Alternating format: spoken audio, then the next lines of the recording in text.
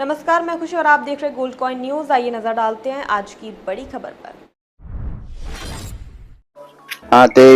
Teacher है थोड़ુંક એમ material લાખી આપે પગપાળા ચાલે તેટલો વધારે નહીં એમ કે 4 વ્હીલ કે 2 વ્હીલ ચાલે તેટલો અમને લાખી આપે એટલે અમારું કામકાજ ચાલતું રહે ને આજથી 8 થી 6 થી 8 વર્ષ પહેલા એક ખાલી રસ્તા બનેલા છે ગામમાં ની પોટેક્સ મૂકેલો કોઈ જાતનું કામ નહીં મળે છે પંચાયતનું એક ખાલી રસ્તા બનેલા છે ગલીના હરેક ગામમાં રોડ બની ગયા છે હરેક ગામમાં બ્લોક બી આવી ગયા હરેક ગામમાં બધું કામ થાય છે પણ આ પુષ્પા પાકમાં કઈ નથી થતું પ્લસ પુષ્પા પાકના હરેક વ્યક્તિની પાસે કાગળિયા તો બધાની પાસે છે સમજો જમીન વેરા મહેસૂલ વેરા એ બધા જ ભરે છે સાહેબ ઇંગ્રેજમાં કોઈ ભરતાની બીબી નહીં હશે આટલો માણસ ભરે છે આટલો વીઆઈપી તો જ છે ઘર પણ આવા રસ્તા છે તમે જો ને અમારા પબ્લિક લોકો કેવી રીતે ચાલવાના છે કેવી રીતે શું કરવાના અમને કઈ ખ્યાલ નથી આવતા અમને કહે છે કોઈ બી પંચાયતમાં કહે છે તો પંચાયત વાળા કહે છે કે કાલે લાખી જઈશ પણ કાલે ક્યારે આવે એ જ નથી ખબર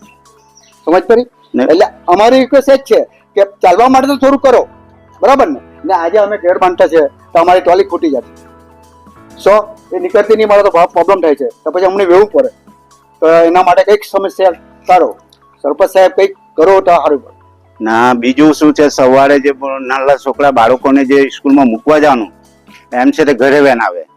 ને એમ છે સવારના ઉઠીને મૂકવા જવાનું છોકરું ભીજાય છત્રી ચાટાય એના લીધે સમસ્યા મોટી છે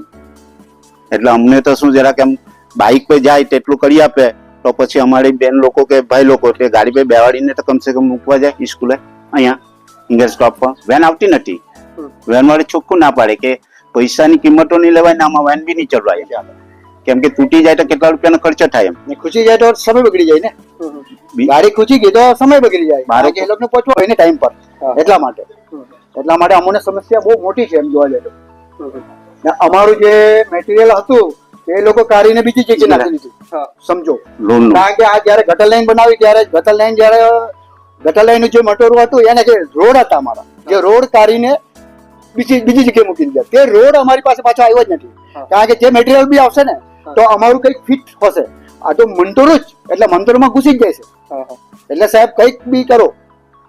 એટલે સરપંચ સાહેબ ને આ સમજ પડે કે આ વસ્તુ કઈક કરવું જોઈએ અમારે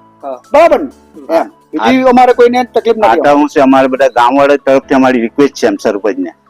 કે કરી આપે તો છોકરા નાના છોકરાને તકલીફ પડે નહીં મા બાપ ને तकलीफ नहीं पड़े अभी हमें रिक्वेस्ट है। तक के लिए बस इतना ही। फिर होगी आपसे मुलाकात ऐसी एक और खबर के साथ। तब तक के लिए नमस्कार और देखते रहिए गोल्ड कॉइन न्यूज।